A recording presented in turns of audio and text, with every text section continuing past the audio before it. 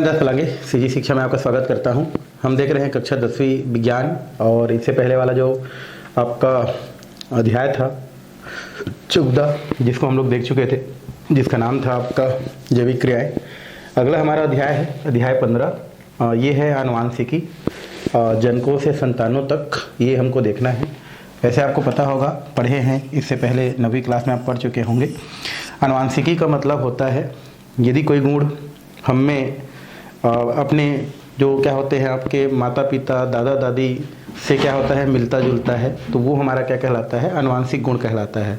और ये प्रक्रिया आनुवांशिकी कहलाता है। मतलब कुल मिला के बोल सकते हैं पीढ़ी दर पीढ़ी गुणों का क्या होना, आपका चलना जाना ही आपका क्या कहलाता है, आनुवांशिकी कहलाता है। और इनमें जो जनक होते हैं मतलब माता पिता होते हैं, वहाँ से क्या करते हैं संतान पर क्या करते हैं कुछ गुण जो हैं वो स्थानांतरित होते रहते हैं। यही आपके क्या होते हैं, आनुवांशिकी कहलाते हैं। तो सिंपल सा परिभाषा है आनुवांशिकी क्या होता है भाई, तो बोल सकते हैं जनकों से गुणों का या कुछ गुणों का संतानों में जाना है ना, या पीढ़ी दर पीढ़ी जाना ही आपका क्या कहलाता है, आनुवांशिकी कहलाता है। और इस लेसन में हम इसी से रिलेटेड क्या करेंगे, चर्चा करेंगे कि क्या होता है, किसे कहते हैं।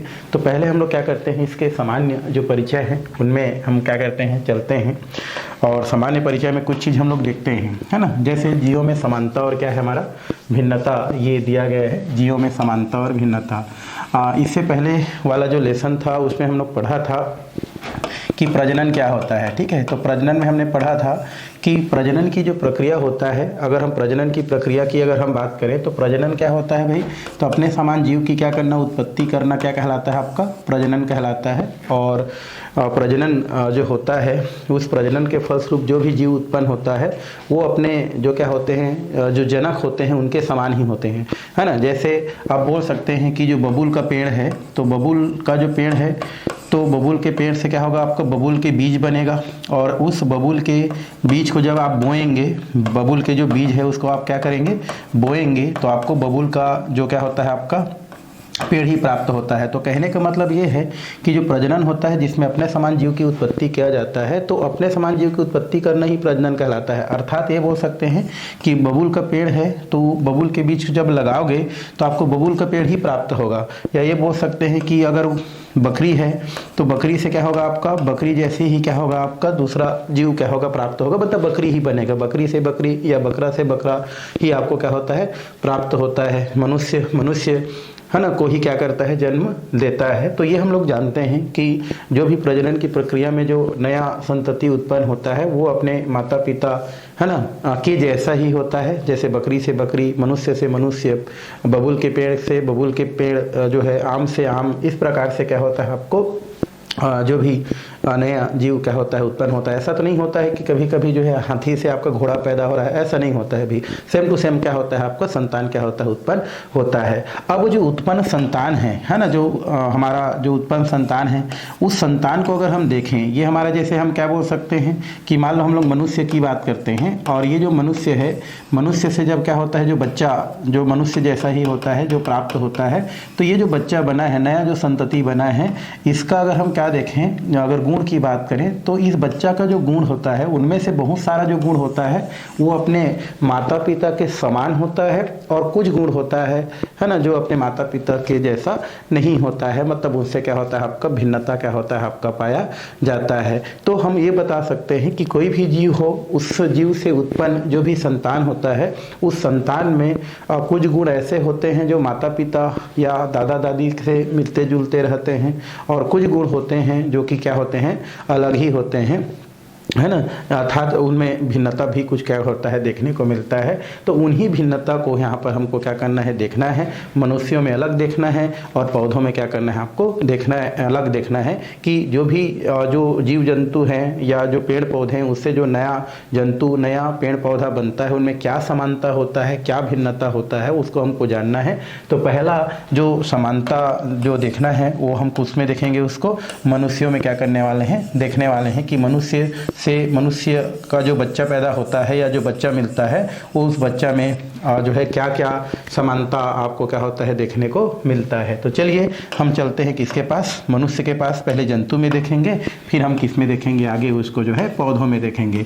तो मनुष्य में अगर हम समानता और भिन्नता की बात करते हैं तो जो मनुष्य से उत्पन्न जो संतान होता है उसमें बहुत सारे अगर हम जो है क्या करते हैं और चीज़ों को अगर हम क्या करते हैं अगर मेल मिला करके देखते हैं, जैसे अपने घर में ही हम कई फैमिली हैं, हम मान लो हमारे माता पिता हैं, हम हैं, हमारे भाई हैं, बहन हैं, ठीक है, उसके अलावा आपका चाचा चाची हैं और भी बहुत सारे सदस्य हैं। तो उन सदस्यों में क्या समानता है, क्या भिन्नता है, सबको अगर हम क्या करते हैं वहाँ पर मिला के देखते हैं तो बहुत सारे चीज़ों में हमको जो है समानता और बहुत सारे चीज़ों में क्या होता है आपको भिन्नता क्या होता है आपको प्राप्त होता है। तो वो समानता और भिन्नता आपके यहाँ पर जो बुक है उस बुक में क्या किया गया है, दिया गया है कि जो भी मनुष्य होते हैं उसमें क्या समानता है क्या भिन्नता है, उसको आप क्या कर सकते हैं यहाँ से करके जो भी समानता भिन्नता है उसको आप क्या कर सकते हैं अवलोकन कर सकते हैं। जैसे यहाँ पर बोल रहा है आँख की पुतली का रंग, है ना। आप देखें कि आपके घर में जितने सदस्य हैं,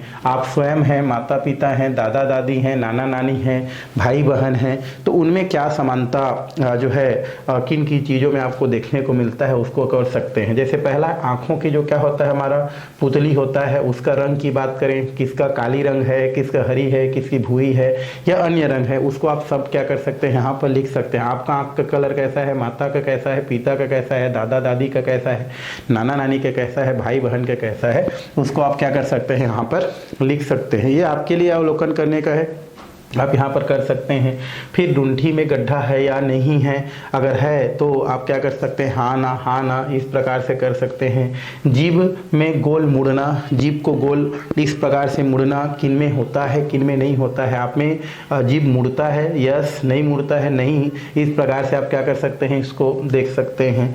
पैर की उंगली जो है, पैर का उंगली जो होता है अंगूठे से क्या होता है आपका बड़ा होता है, तो अंगूठे से अगर बड़ा होता है तो उसको आप देख लें और सबको क्या कर सकते हैं यहाँ पर अवलोकन करके लिख सकते हैं। कर्णपाली जुड़ा हुआ है या आपका खुला है, इसको भी आप क्या कर सकते हैं यहाँ से देख सकते हैं। तो इस प्रकार से जब आप अपने घर के जो सदस्य हैं उन सदस्यों में बहुत सारे जो हमारे लक्षण हैं उनका जब क्या करते हैं अवलोकन करते हैं तो हम पाते हैं कि बहुत सारे जो लक्षण होते हैं वो आपके क्या होते हैं अपने माता पिता से, अपने दादा दादी से क्या करते हैं मिलते जुलते रहते हैं। और कुछ ऐसे लक्षण होते हैं जो हमारे माता पिता, दादा दादी या नाना नानी या भाई बहन से थोड़ा सा क्या होते हैं आपके अलग होते हैं। तो इस तरीक़ा से हम क्या करते हैं अवलोकन से क्या करते हैं, इस प्रकार से हमको ये चीज़ें जो है देखने को मिलता है।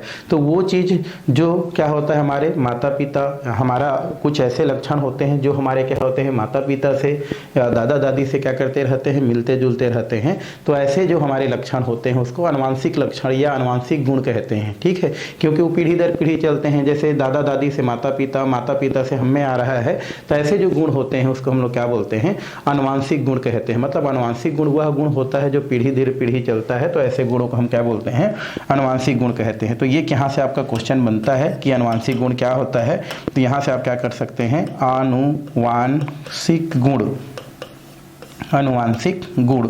तो यहाँ पर आप क्या कर सकते हैं इसको लिख सकते हैं वह गुण जो पीढ़ी दर पीढ़ी, पीढ़ी दर पीढ़ी, पीढ़ी दर पीढ़ी, पीढ़ी दर पीढ़ी क्या करता रहता है आपका चलता रहता है। पीढ़ी दर पीढ़ी मतलब हम क्या बोल सकते हैं जनक से संतान, जनक से संतान बोल सकते हैं, है ना, जनक से संतान, पीढ़ी दर पीढ़ी चलता रहता है, चलता रहता है।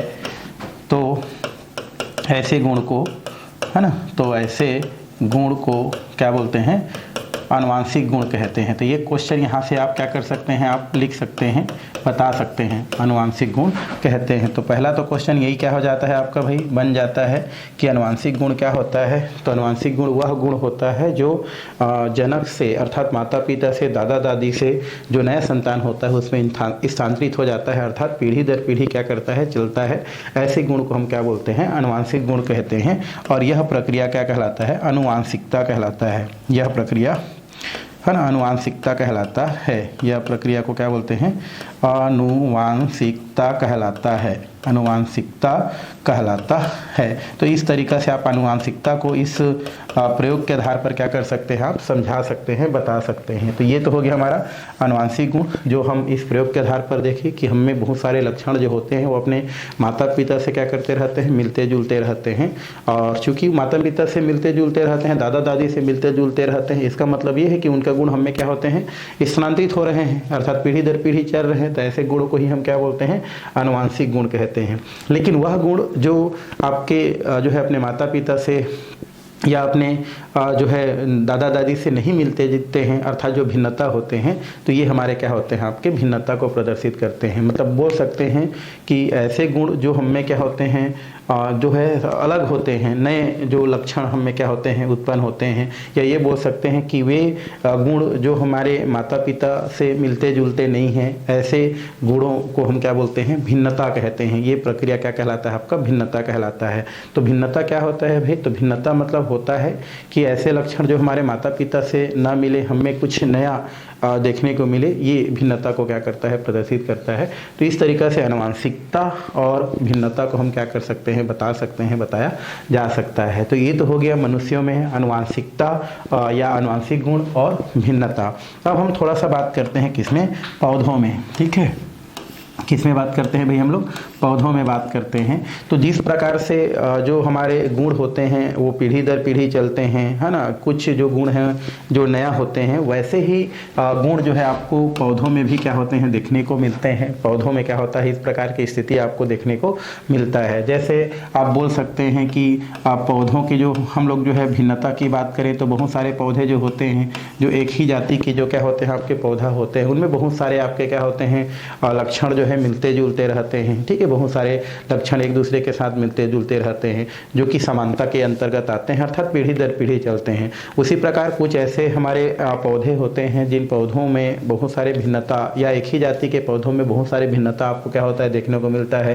कि जैसे बोल सकते हैं कि एक ही जाति के एक से अधिक पौधों में पत्तियों एक जैसा नहीं हो सकता है, फूल एक जैसा नहीं हो सकता है, ठीक है, बीज का आकार एक जैसा नहीं हो सकता है। तो ये उनमें भिन्नता क्या होती है, देखने को मिलती है। तो जिस प्रकार जंतुओं में भिन्नता देखने को मिलती है, समानता देखने को मिलती है, उसी प्रकार एक ही जाति के पौधों के बीच में जो है आपको समानता और भिन्नता क्या होती है, देखने को मिलती है या होती है। तो इस प्रकार से पौधों में भी क्या की जा सकती है, ये जो समानता है और जो भिन्नता है उसको क्या की जा सकती है, बताई जा सकती है। यहाँ पर सेम का बीज दिया है, सेम के बीज से आप क्या कर सकते हैं, अवलोकन कर सकते हैं कि जो सेम का जो बीज होता है वो बीज क्या होते हैं, एक समान हो भी सकते हैं और एक समान क्या हो सकते हैं, नहीं भी हो सकते हैं। तो इस प्रकार की स्थिति आपको जो है पौधों में भी क्या होती है, आपको देखने को मिलती है। इनमें भी आनुवांशिक लक्षण आपको क्या होती है, देखने को मिलती है। तो ये तो हो गया आपका पौधों में आनुवांशिक। अब यहाँ पर जो है ये जो आनुवांशिक गुण है जो पीढ़ी दर पीढ़ी क्या करता है, आपका चलता रहता है, वो आनुवांशिक गुण कहलाता है। वो तो हम लोग समझ गए कि ठीक है, आनुवांशिक गुण जो होता है जो पीढ़ी दर पीढ़ी क्या होता है, आपका चलता रहता है। इसका अध्ययन जो है पहले से आपका करते आ रहे हैं। तो यहाँ से क्वेश्चन पैदा होता है, ठीक है भाई, यहाँ से हम समझ गए कि जो गुण होता है वो एक पीढ़ी से दूसरे पीढ़ी में क्या होता है, स्थानांतरित होता है, वो हम समझ गए।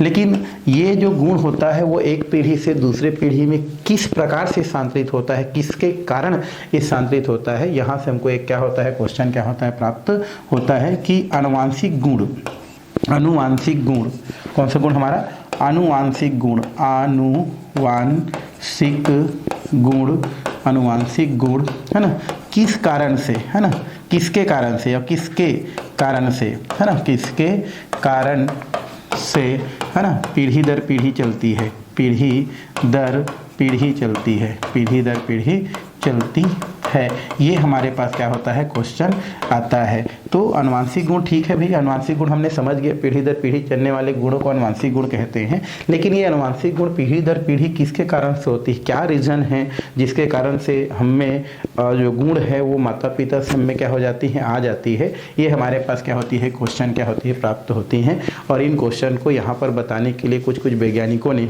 है ना, या कुछ वैज्ञानिक हैं जिन्होंने क्या की है, समझाने का प्रयास की है, जिसमें से हम आगे जो जॉन ग्रेगर जो मेंटल है उनके मेंडल जो है उनके बारे में क्या करने वाले हैं, पढ़ाई करने वाले हैं। तो यहाँ से आपको जितना पढ़े हैं उनमें से हमको बस एक ही क्वेश्चन पूछ सकता है, वो है आनुवांशिकी, है ना, हेरिडिटी क्या है, ये क्वेश्चन कर सकता है। भिन्नता तो इजी है भाई, भिन्नता क्या होते हैं, यदि एक ही जो संतति से या एक ही जनक से उत्पन्न जो संतान होते हैं उन संतानों में अगर क्या होती है, बहुत सारे चीज़ों में जो भिन्नता देखने को मिलती है, कुछ गुणों में परिवर्तन देखने को मिलती है, वही आपकी क्या होती है, भिन्नता होती है।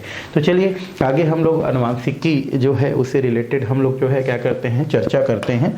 तो यहाँ पर थ्योरी तो नहीं लिखेंगे बट आपको समझाते जाएंगे। तो यहाँ पर आनुवांशिकी और मेंडल का योगदान यहाँ पर दिया गया है। मेंडल एक साइंटिस्ट थे, ठीक है, तो उनका क्या योगदान है। तो शुरू से ही आपका जो है आनुवांशिकी से रिलेटेड जो भी हमारे बातें हैं उनसे रिलेटेड जो चर्चा है वो शुरू से करते आ रहे हैं या बहुत सारे वैज्ञानिक कर रहे थे। इनमें से हम अध्याय 1 में पहले जो है पढ़े हैं कि जो आपका क्या होता है, एक सिद्धांत है विकास का सिद्धांत, है ना, एक हमारा क्या है, विकास का सिद्धांत, विकास का सिद्धांत, ये हम अध्याय 1 में पढ़े हैं। तो जो विकास का सिद्धांत है इसको देने का जो श्रेय होता है उसको डार्विन को जाता है। किसको जाता है भाई, हमारा डार्विन एक साइंटिस्ट हैं जिन्होंने आपका जो है विकास का सिद्धांत दिया था कि किस प्रकार से विकास की जो प्रक्रिया है वो क्या होती है। लेकिन डार्विन के द्वारा जो है आनुवांशिकी से रिलेटेड कोई भी जानकारी जो है नहीं बताया गया था। मतलब जो अध्याय हम लोग 1 में पढ़े थे वो केवल विकास से संबंधित जानकारी था जिसको जो है डार्विन के द्वारा दिया गया था। लेकिन उस सिद्धांत में, विकास के जो सिद्धांत था उसमें आपका आनुवांशिक से रिलेटेड, है ना, आनुवांशिक गुण जो है, आनुवांशिक जो गुण है इस गुण से रिलेटेड कोई जानकारी नहीं दिया गया था।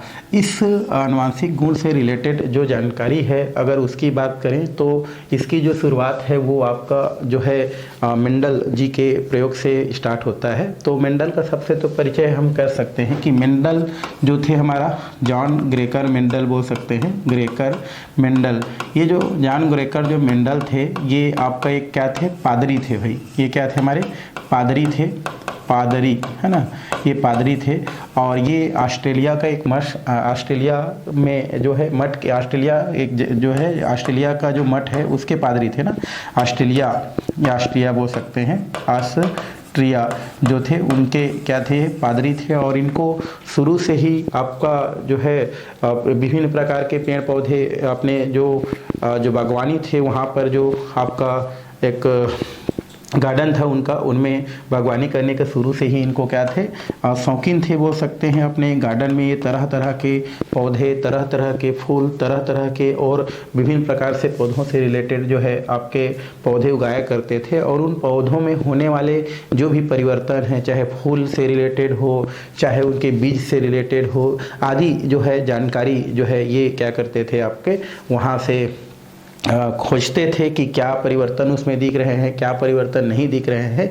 ये परिवर्तन क्या करते थे, जो मेंडल जी है वो देखते थे और अपने जो भी परिवर्तन था उनको एक वो जो डायरी था उनके पास, जो भी उनको लिखने का था, है ना, उसको क्या करते थे, जो भी परिवर्तन था उसका लेखा जोखा करते थे। मतलब उससे रिलेटेड जो भी जानकारी था उनको अपने जो भी पुस्तक था बोल सकते हैं या जो भी उसको लिखने का जो था उसमें क्या करते थे, उसको लिखते थे, है ना, लेखा जोखा बनाते थे कि किन में क्या परिवर्तन हुआ है, कैसे परिवर्तन हुआ है, ऐसे वो लेखा जोखा बनाते थे। और उस समय वो जो है उस समय जो वनस्पतिविद थे, वनस्पतिविद मतलब बोल सकते हैं, वनस्पतिविद मतलब जो वनस्पति से रिलेटेड जो भी थे, वनस्पतिविद थे, वैज्ञानिक थे, उनको अपने जो लेखा जोखा था, जो उन्होंने परिवर्तन देखते थे या समानता देखते थे, उनको वो जो है उन वनस्पतिविदों को क्या करते थे, आपके भेज देते थे और फिर भिन्नता से रिलेटेड जो भी चर्चा वो करते रहते थे।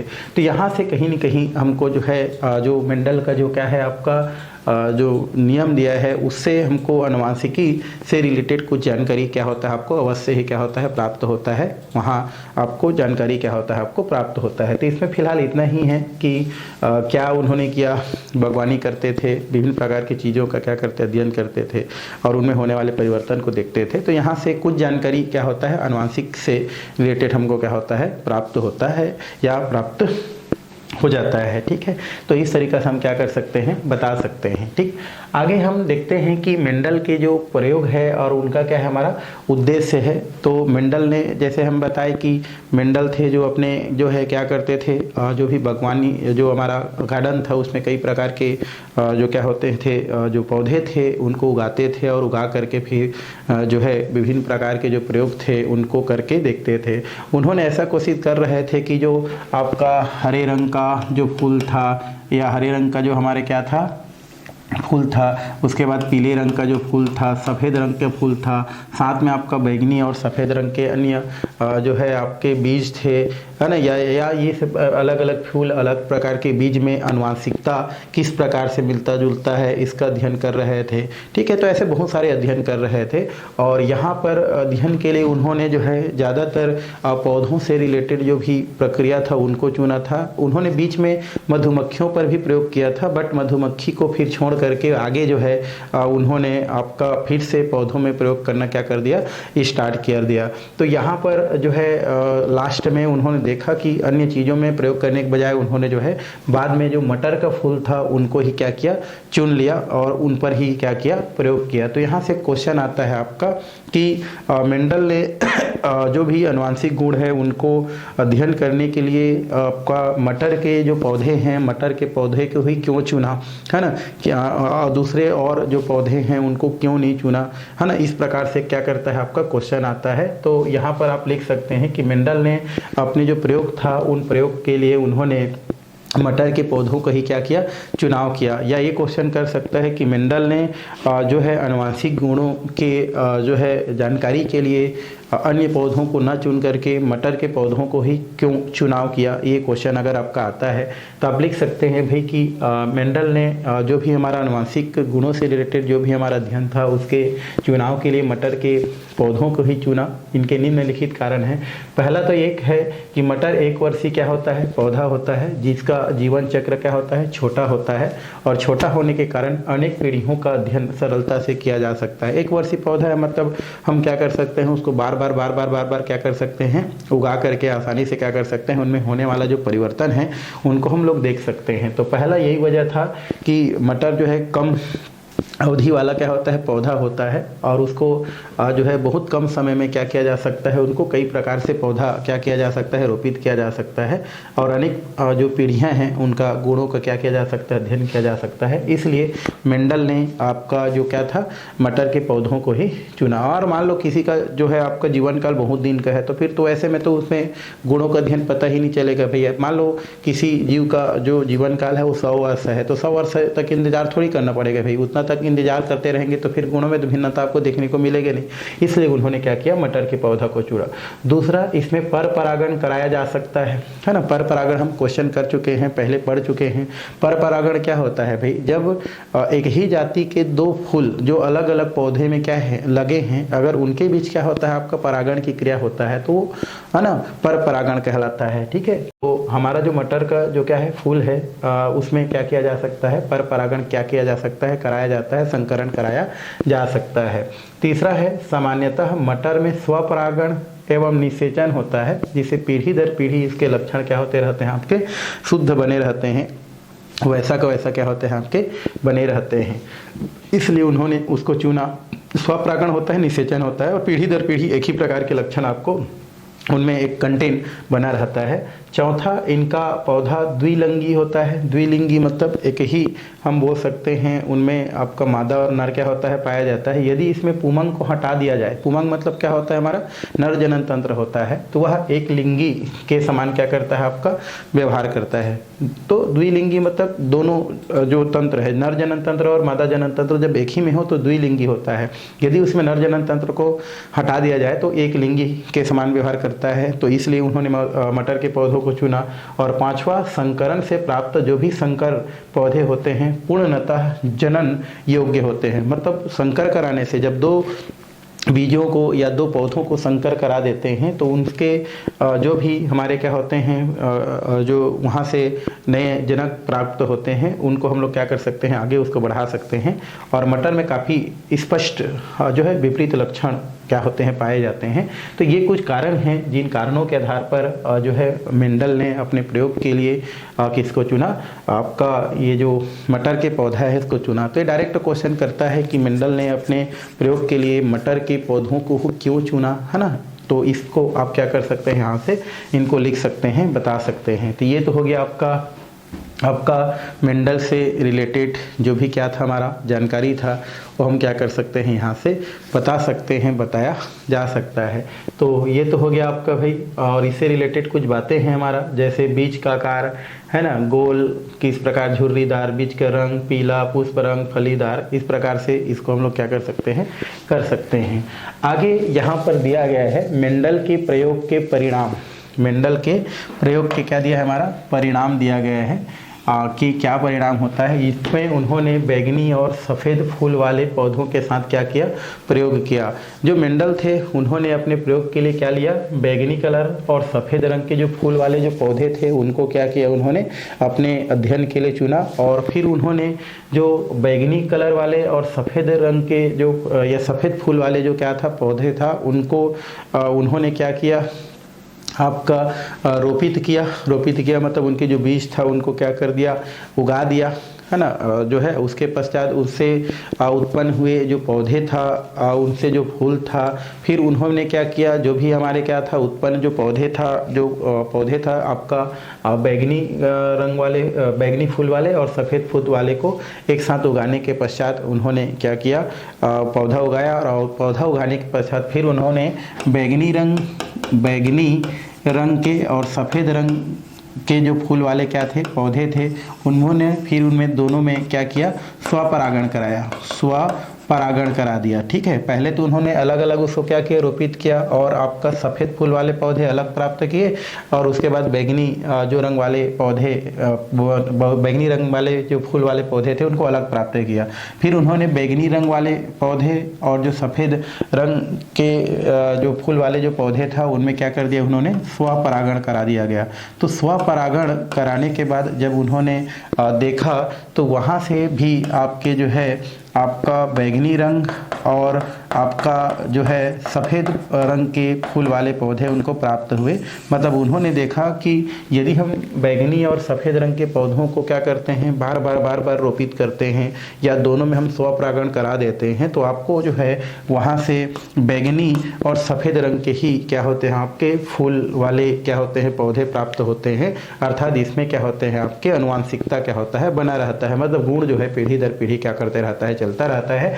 ऐसे उन्होंने अपने प्रयोग में देखा। कैसे प्रयोग में देखा भाई, कि उन्होंने सफ़ेद फूल वाले पौधे लिए और फिर बैगनी फूल वाले पौधे लिए और उनको दोनों को अलग अलग क्या किए, रोपित किए और वहाँ से जो है पौधे प्राप्त किए। फिर उन्होंने सफ़ेद फूल वाले और बैगनी रंग के जो हमारे फूल वाले जो पौधे थे उनको क्या कर दिए, स्वपरागण करा दिए। और स्वपरागण कराने के पश्चात पुनः जब उन्होंने उनको क्या किए, उगाए, तो उन्होंने देखा कि वहाँ से स्वपरागण के फलस्वरूप जो भी पौधे बने उनमें आपके बैगनी रंग के और सफ़ेद रंग के पौधे ही क्या हुए, प्राप्त हुए। और ये प्रयोग उन्होंने कई बार दोहरा के देखे तो हर बार इसी प्रकार के आपके पौधे प्राप्त हुए और इसके आधार पर उन्होंने फिर आनुवांशिक जो गुण हैं उनका अध्ययन किए, क्योंकि बार बार उसी टाइप के उसी प्रकार के लक्षण वाले पौधे क्या हुए, प्राप्त हुए। इसका मतलब ये होता है कि बार बार क्या होता है, उनमें जो है गुण जो होते रहता है, क्या होता है, स्थानांतरित होते रहता है और इसके वजह से ही आपको उसी रंग के पौधे क्या होते रहते हैं, प्राप्त होते रहते हैं। ऐसा उन्होंने प्राप्त किए। फिर उनके बाद उन्होंने क्या किया कि उन्होंने बैगनी और जो सफ़ेद रंग के जो पौधे जिनमें पहले स्वपरागण किए थे तो उसी टाइप के पौधे प्राप्त हुए थे। इसके बाद उन्होंने उसमें परपरागण करा दिए, पर परागण करा दिए। क्या करा दिए भाई, दोनों के बीच पर परागण करा दिए। तो पर परागण कराने से क्या हुआ कि जैसे ही आपके सफ़ेद फूल वाले और बैगनी फूल वाले जो आपके पौधे था, जब उनमें क्या किया गया, पर परागण कराया गया। पर परागण जिसको बोलते हैं, पर परागण कराया गया। तो पर परागण कराने से जो है उत्पन्न जो पौधे थे, जब उनको देखा तो उन्होंने देखा कि जैसे हम बैगनी और सफ़ेद जो रंग के फूल वाले पौधे जो है उनमें अगर हम क्या करते हैं, पर परागण कराते हैं तो वहाँ से जो क्या होता है, आपका नया जो संतति मिलता है, नया जो पौधा मिलता है वो कैसा होता है, आपका बैगनी रंग का होता है। कैसा रंग का प्राप्त हुआ, बैगनी रंग का प्राप्त प्राप्त हुआ, जिसको आपका F1 जो पीढ़ी था, है ना, उस नाम से जाना जाता है। तो जैसे ही बैंगनी रंग और सफ़ेद रंग के पौधों में क्या किया गया, पर परागण कराया गया, तो उन्होंने देखा कि उसमें क्या होता है आपका पूरे बैंगनी रंग के प्रथम पीढ़ी में क्या होते हैं, पुष्प प्राप्त होते हैं या पुष्प प्राप्त होता है। जब आगे हमारा जो प्रथम पीढ़ी अर्थात जो बैंगनी रंग का जो फूल प्राप्त हुआ था पर परागण से, उस प्रथम पीढ़ी के पौधों में जब पुनः क्या कर दिया गया, स्वपरागण करा दिया गया, है ना। तो F2 जो पीढ़ी था, कौन सा पीढ़ी था हमारा, दूसरा जो पीढ़ी था, F2 जो पीढ़ी था, उसमें कुछ आश्चर्यजनक आपको जो है परिवर्तन देखने को मिला। तो जैसे ही हमारे बैंगनी और सफ़ेद का पर परागण से जो संतति मिला, पौधे मिला, वो कैसा रंग था, बैंगनी रंग था, जो कि F1 पीढ़ी का था। अब F1 जो पीढ़ी था, उनके पौधों में क्या कर दिया गया, स्वपरागण करा दिया गया। स्वपरागण कराने से उन्होंने देखा एक आश्चर्यजनक परिवर्तन उसको क्या हुआ, देखने को मिला। और F2 जो पीढ़ी था, उस पीढ़ी के अंतर्गत आपको लगभग जो है आपका बोल सकते हैं दोनों का मिक्सिंग बोल सकते हैं, सफ़ेद रंग वाले पौधे और आपका बैंगनी रंग वाले पौधे भी आपको क्या हुआ, देखने को मिला। जिसमें आपका जो बैंगनी रंग वाले पौधे था वो जो है ज़्यादा मात्रा में था, और जो सफ़ेद रंग वाले जो पौधे था उसमें उनका मात्रा क्या था, हमारा कम था। ऐसा उनको देखने को मिला। लगभग हम लोग बोल सकते हैं 929 जो भी जोड़े था, उनमें से आपका लगभग बोल सकते हैं 700 से ऊपर जो है आपका लगभग जो है बैंगनी रंग का क्या हुआ, आपको पौधा प्राप्त हुआ, और 2 बज गया 200 के लगभग वो आपको सफ़ेद रंग का पौधा क्या हुआ, प्राप्त हुआ। और फिर इसके आधार पर जो है मेंडल ने निष्कर्ष निकाला कि इसमें क्या होते हैं, जो बैंगनी रंग जिसमें आपको 75% प्राप्त होता है, सफ़ेद जो है आपको 25% प्राप्त होता है। मतलब यहाँ पर क्या होता है कि कुछ गुण जो होता है वो गुण क्या हो जाता है, आपका दब जाता है, और कुछ जो गुण होता है क्या हो जाता है, आपका वो उभर जाता है। तो जो दब जाता है उसको दब्बू प्रकृति बोल सकते हैं, और जो उभरता है वो क्या होता है, आपका एक बोल सकते हैं ज़्यादा प्रभावी होता है। तो ऐसे गुणों को उन्होंने जो है प्रभावी और अप्रभावी कहा। जैसे क्या होता है आपका, जैसे ही बैंगनी और जो सफ़ेद कलर से रिलेटेड दोनों जो है बोल सकते हैं, ऐसा फूल जिसमें सफ़ेद रंग भी हो और बैंगनी रंग भी हो, तो उस स्थिति में क्या होता है, जो सफ़ेद रंग होता है वो बैंगनी रंग से क्या हो जाता है, दब जाता है, जिसके वजह से आपका फूल जो है केवल क्या होता है, बैंगनी रंग का ही क्या होता है, आपका दिखाई देता है। तो यहाँ पर जो 75% जो फूल बना है वो संकर फूल बना था, मतलब जिसमें सफ़ेद कलर भी था और बैंगनी कलर भी था, ठीक है। लेकिन सफ़ेद कलर को बैंगनी कलर क्या कर दिया, दबा दिया। इस वजह से फूल आपको ज़्यादातर क्या दिखाई दे रहा था, बैंगनी रंग का दिखाई दे रहा था। मतलब यहाँ पर दूसरा पीढ़ी से जो हमारा स्वपरागण से जो फूल बना, उसमें एक ऐसा फूल प्राप्त हुआ जिसमें आपका सफ़ेद रंग का भी फूल का मिक्सिंग था, और आपका जो है बोल सकते हैं जो है बैंगनी रंग के भी फूल का मिक्सिंग था। दोनों से मिल करके एक फूल प्राप्त हुआ, जिसको हम लोग जो है प्रभावी और अप्रभावी स्वभाव के वजह से जो है बैंगनी रंग कर दिया। क्योंकि बैंगनी रंग क्या होता है, सफ़ेद से क्या होता है, ज़्यादा प्रभावी होता है, इसलिए ज़्यादातर पौधे जो क्या होता है आपका बैंगनी रंग का दिखाई देता है, ठीक है। और ऐसे प्रभाव जो कि क्या होता है, आपको जो दूसरे प्रभाव को दबा देता है, तो जो प्रभाव किसी दूसरे प्रभाव को दबा, किसी दूसरे के प्रभाव को दबा दे वो प्रभावी, और जो अपने प्रभाव को क्या कर सके, उभार ना सके, जो दब जाए, वो अप्रभावी गुण को क्या करता है, प्रदर्शित करता है। तो इस तरीक़ा से मेंडल ने अपने प्रयोग में क्या किया, इसको करके देखा, और देखने के पश्चात जो है आपको इस प्रकार से बताया भी। तो इस तरीक़े से हम बता सकते हैं। और यहाँ पर ये जो भी आपका फूल होता है कुछ अनुपात में प्राप्त होता है, जैसे 3:15:1 आपकी इधर आपको क्या किया गया है, दिया गया है। जैसे यहाँ पर हम इसको लिख सकते हैं, ये हमारा क्या होता है, 929 पौधा लिया, बैंगनी और क्या था, सफ़ेद फूल था। सारे क्या प्राप्त हुआ, बैंगनी प्राप्त हुआ प्रथम पीढ़ी में, है ना। ये हम लोग F1 पीढ़ी में देखें। फिर दूसरी पीढ़ी में जब उसका क्या कर दिया गया, स्वपरागण करा दिया गया, तो लगभग 705 जो है बैंगनी कलर प्राप्त हुए, 224 जो है सफ़ेद रंग का प्राप्त हुए, जिनका अनुपात देखा तो 3:15 क्या हुआ, 1 क्या हो गया, प्राप्त हो गया। तो इस तरीके से हम क्या कर सकते हैं, इसको बता सकते हैं। और इस प्रकार से बहुत सारे पौधे पर उन्होंने प्रयोग करके देखा, जैसे 7324 में देखा, है ना। तो अलग अलग हुआ, जैसे गोल और झुर्रीदार बीज सारे गोल हुए, इतना हुए। तो ये सब उन्होंने संकर करा के क्या किया, देखा, और इस प्रकार अंत में उन्होंने क्या किया, इसका एक आपका अनुमान लगाया, परिणाम बोलते हैं रिजल्ट, आपको जो है करके आपको यहाँ पर कुछ अनुमान बताया जिसमें दिया है प्रयोग से मेंडल ने अनुमान लगाया। क्या लगाया कि प्रत्येक लक्षण को दर्शाने के लिए दो कारक है ना, दो कारक फैक्टर होते हैं, मतलब कोई भी लक्षण है उनको दर्शाने के लिए है ना कम से कम दो कारक की क्या होती है, आवश्यकता होती है। दूसरा, प्रजनन के दौरान हर जनक के दो कारक में से एक कारक संतान को क्या करता है, आपका मिलता है, और इस प्रकार संतान में कारकों का एक नया जोड़ा क्या होता है, बनता है। क्या बोल रहा है, प्रजनन के दौरान हर जनक के दो कारक में से एक जो कारक होता है वो संतान को प्राप्त होता है, और इस प्रकार संतान में कारकों का एक नया क्या होता है, आपका जोड़ा बनता जाता है। और विपरीत गुण के दो जोड़ी कारकों में से एक जोड़ी जो है प्रभावी और दूसरा क्या होता है, आपका अप्रभावी होता है। जैसे सफ़ेद और हमने किसको, बैगनी को जब क्या किया, संकर कराया, तो बैगनी जो है प्रभावी हो गया और सफ़ेद क्या हो गया, अप्रभावी हो गया। तो इस तरीक़ा से उन्होंने अपने जो प्रयोग था उससे क्या किया, अनुमान लगाया और जो है परिणाम यहाँ पर बताया। तो आज के क्लास फिलहाल हम यहीं पर समाप्त करते हैं। आने वाला क्लास में हम लोग जो है आगे का हम लोग जो है टॉपिक क्या करने वाले हैं, अध्ययन करने वाले हैं भाई।